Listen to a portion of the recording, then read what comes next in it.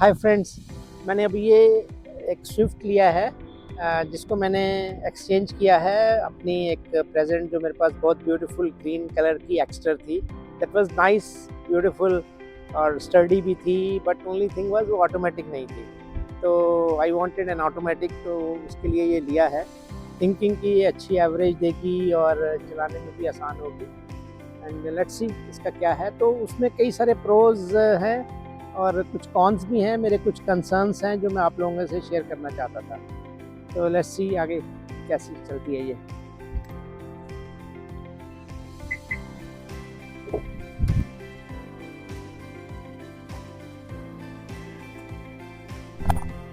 तो ये push start नहीं है, की स्टार्ट ही लिया हमने।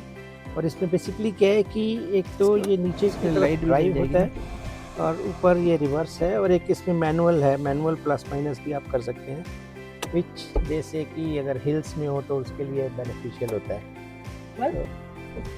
तो इसको मैं अभी करीब 1100 किलोमीटर चल गई है ये। इसमें से मेनली ये चली है हिल्स के अंदर, अराउंड 800 किलोमीटर से ज़्यादा तो हिल्स में ही चली है, हाईवेज पे चली है। और कल गुड़गांव के अंदर कम चली है। तो इसकी जो फ्यूल एफिशिएंसी अभी बता रहा है, this is around 22.9 kilometres. It's okay, चलाने में कंफर्टेबल है, ड्राइविंग इज ओके। तो हम स्टार्ट करते हैं। Going into drive mode, release the brakes, तो ये चल पड़ती है एंड ये ऑटोमेटिकली गियर शिफ्ट कर लेगी।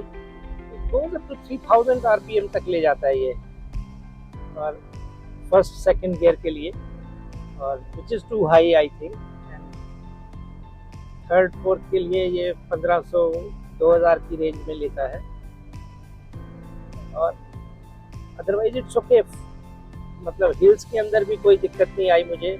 स्लोप, स्टीप स्लोप पे भी मैनुअल में नहीं करना पड़ा, it was all going smoothly, और कोई भी एफर्टलेसली ये स्टीप स्लोप भी चली गई। बिकॉज आउट ऑफ 1100 किलोमीटर अभी है इसका odometer, out of this around 800 kilometre तो हिल्स में चली है। चंडीगढ़ के ऊपर सोलन एरिया में हम लोग गए थे, कसौली, सोलन, तो कोई दिक्कत नहीं हुई, उसमें मैनुअल भी नहीं करना पड़ा। But the problem comes in the city traffic. City के अंदर क्या होता है कि बम्पर टू बम्पर ट्रैफिक चलता है। हम लोग जैसे गुड़गांव, दिल्ली, इस एरिया में ज़्यादा ट्रैवल करना पड़ता है। तो उसके अंदर जैसे ही कोई गाड़ी अगली रुकती है, आप ब्रेक लगाते हो, इसकी स्पीड 0 होते ही इसका इंजन शट ऑफ हो जाता है और the RPM goes to 0। Within 1 और 2 सेकेंड्स ये इंजन ऑफ कर देता है। और फिर अगली गाड़ी फिर जैसी चलती है, when you release the brake, ये फिर इंजन स्टार्ट होता है और फिर ये आगे चलती है। वो actuator automatically clutch and gear shift कर देता है। मेरा कंसर्न इसमें यही है कि ट्रैफिक के अंदर, हैवी ट्रैफिक के अंदर, it is always stop start, stop start. तो there are so many cycles of engine start stop, जिसको ये एस बोलते हैं, ऑटोमेटिक स्टार्ट स्टॉप। तो वो एस की तरह ही काम करता है, गधे की तरह ही काम करता है। वो लगातार चेंज करता रहता है, engine start stop, start stop. तो मेरे ख्याल से वो काफ़ी टैक्सिंग है on the battery, on the clutch plates, on engine में भी। So that I think is not a good thing. आप इसको मैनुअल मोड में ले जा सकते हो, there is a push button switch, but problem is कि जैसे ही आप नेक्स्ट टाइम इंजन स्टार्ट करते हो तो it again goes to the automatic mode.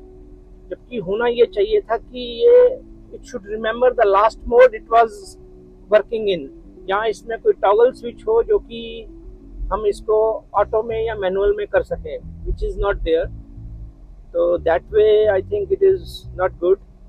Secondly I feel कि ये जो इसकी गियर शिफ्टिंग है, that is related to the speed of the vehicle, which sometimes is not good, because it should, I think, should be related to the torque required by the engine, by the terrain conditions. अगर torque required ज़्यादा है तो ये lower gear shift करे। अगर torque की requirement नहीं है तो वही it should change the gear to a lower gear. तो उसमें मेरे को लगता है कि फ्यूल एफिशिएंसी डेटोरेट होती है, because sometimes many times what happens is you are driving और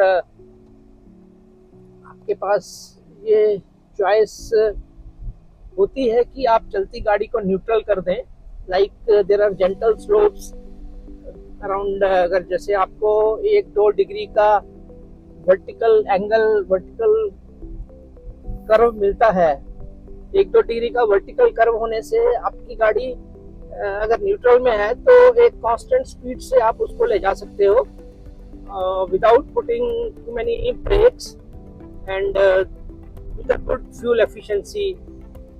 बट इसमें वो नहीं कर सकते, बिकॉज इसमें आप चलती गाड़ी में न्यूट्रल नहीं लगा सकते।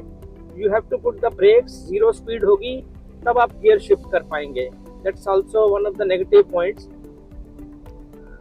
सो जबकि लगता है कि ये सिटी ड्राइविंग के लिए अच्छी है, बट सिटी ड्राइविंग में ही ये ज़्यादा मुश्किल कर रही है मेरे को। तो आई थिंक अगर मारुति ये रखे कि इसका gear shifting should, the actuator should work when the torque requirement is there, not related to the speed. जो उसका सेंसर है that should sense the torque requirement, not the speed.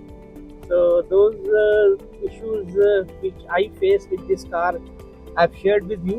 I'm not an automobile engineer, but आप लोगों का input भी required है of experts, because मेरा ये these are my personal views.